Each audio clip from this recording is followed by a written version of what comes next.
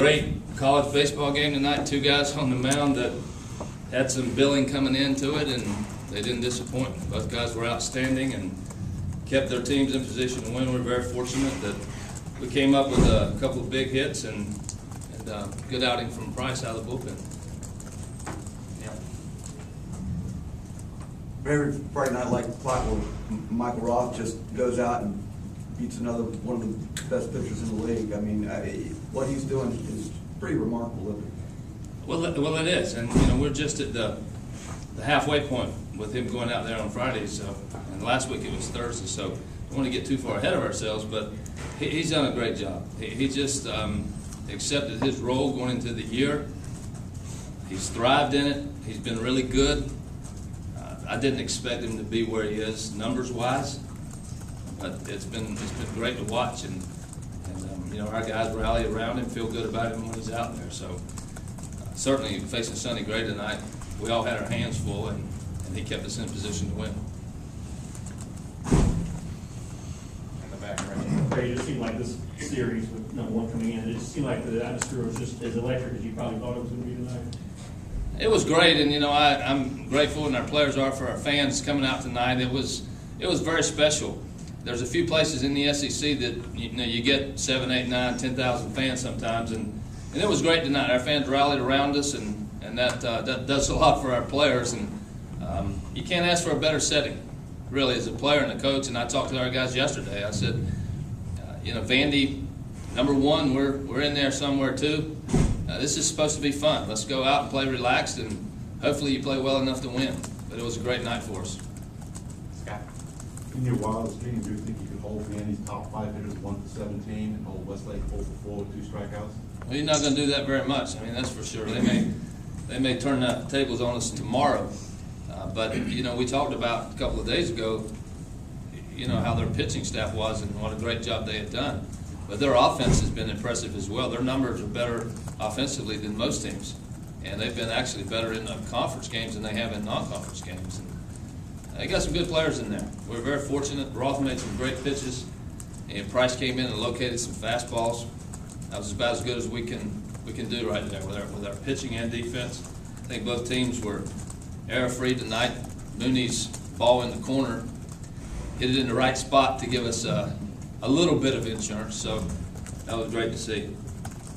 Ray, Tuesday was a bad offensive night. Did you say anything to the guys in between then and tonight about just maybe a new offensive approach?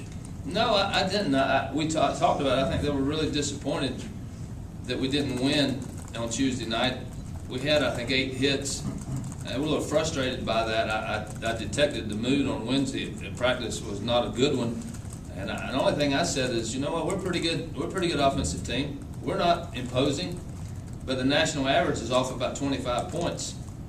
If that's the case, then we're doing pretty good around 290. So it wasn't a game that we're happy about because we didn't win. But you guys are good hitters. You'll be fine. Don't worry about it.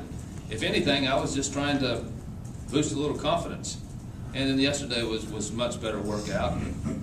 We got some hits tonight. In defense of Sonny Gray, we had some hits of the infield variety, but. We didn't strike out a lot. I was worried about, going to the 7th inning tonight with double-digit strikeouts. I mean, that was the thing that I was fearing as a coach, that you don't put enough balls in play. So our guys, again, we've done a good job offensively. We're not imposing, but we've had a pretty good year offensively. Ray, what can you say about Roth as a competitor, and how does he rank with some of the top guys like that you've had? It's very special. And, not only is he done well, but he makes guys around him better. They watch him. And it's impressive. And it's natural for him. He has fun doing it. He's in the heat of the battle, and you see him in the dugout and talk to him sometimes, and you think he's not even playing. I mean, he's that loose and comfortable. And I think, in a nutshell with Michael Roth, this is a game for him. He's going to go out and play and have fun and try to do well. But at the end of the day, it's still a game. He's not a guy that takes on tension and anxiety and stress. He wants to do well, and if it's not going exactly the way he wants it, he flushes it pretty quick and moves on.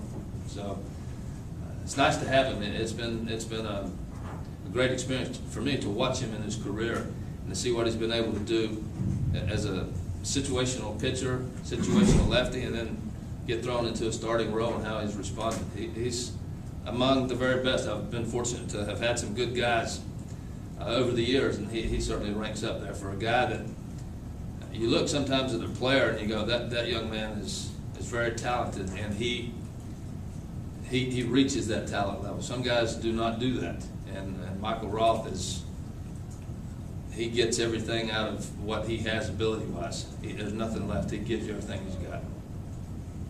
Thanks.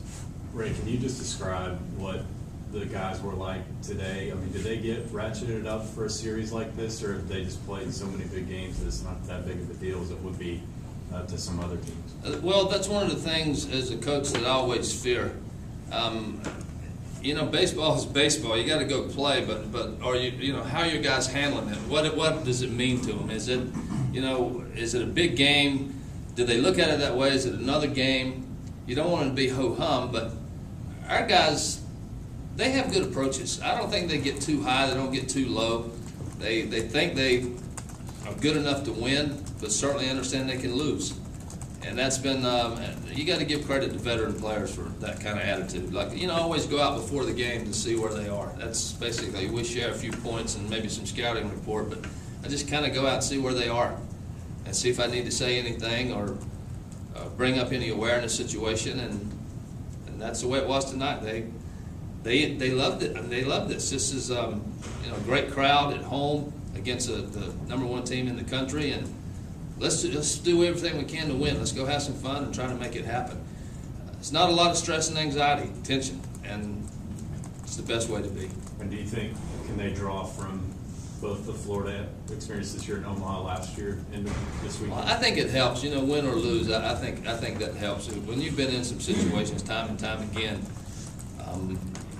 you're better for it. And you know, you want to win your share, but you're not going to win all the time. But that experience is great, and I think that has helped us. We always talk about the SEC, what a battle it is, and if you can survive long enough in the league, you get a chance to play at the end of the year, and your chances are better because of what you've been through. Can you state just the importance of winning on Friday night as it relates to the rest of the series, and the difference between winning after a Friday night and losing after a Friday night? I'm probably not smart enough to answer that question, but you know, it's nice. I know it's nice to win the first game, but you know, a lot of times you win on Saturday, you got momentum going into Sunday. So, you know, we've got a night game tomorrow, so we get to enjoy this a little bit longer and try to prepare for that game. But you know, they're going to have Grayson Garvin out there, who's been carving up people and doing a great job. So I don't put too much stock into that. Yeah, you want to try to win the first game. You got a chance to win a series when you get that first one, but who knows? Coach, you're building off that a little bit. You look at what Roth's done this year so far on Fridays. You look at what Blake Cooper did last year on Fridays. They're both kind of underdog pitchers in a lot of ways. How rare is it to have that back-to-back seasons, and how beneficial has it been? I think that it is rare, and maybe Roth paid attention, and Blake Cooper many times was the underdog type guy, and Michael Roth in most cases is the underdog type guy. But they're pretty good, and they've been able to respond and keep this team in position to win games. I can't say enough good things about both those guys. Scott? Talk about the contribution of the bottom third of the order tonight. I got Matthews, Marzilli, and Berry 5 for 11. It looked like Marzilli maybe was finally coming out of the slump with the home run last week in Tennessee and 2 hits tonight. Well, that was good to see, and you know, Matthews is close to being healthy a little bit, and you know, he got a couple of knocks. Marzilli's on base, Barry. So I mean, that's great. Those guys are good players, and they've had some good success. And if you're going to win, you're going to be a good team. You got to have help up and down the lineup. You know, I thought, you know, some guys at the top had some pretty good at bats, but not that many hits up there. I know Wingo was on base, and that was a great night for him. He had some competitive at bats tonight. Last question. Coach, I think 25 wins in the SEC is your highest year, I think, right? Yeah, 11-2 is quite a start. You take it day by day, you holding your breath. How do you feel? I live in fear. That's, every game I'm fearful, so that's the way it is. 25, I don't know, that number seems ridiculous to me. And I remember, the only thing I remember about that year is, I think we won 21 in a row, and I couldn't believe it, and I lived it, and I was like, really?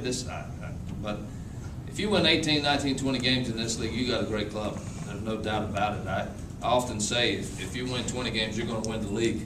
You're probably going to win your division with 18 or 19. So, you know, I don't know how that's all going to shake out, but you know, we're a good team. We're not a great team, and we know that. So we're going to, you know, we try to win our share, and you know, tonight's a great win, but it'll mean nothing for tomorrow. We got to strap it on and be ready to go again tomorrow. Thank you all.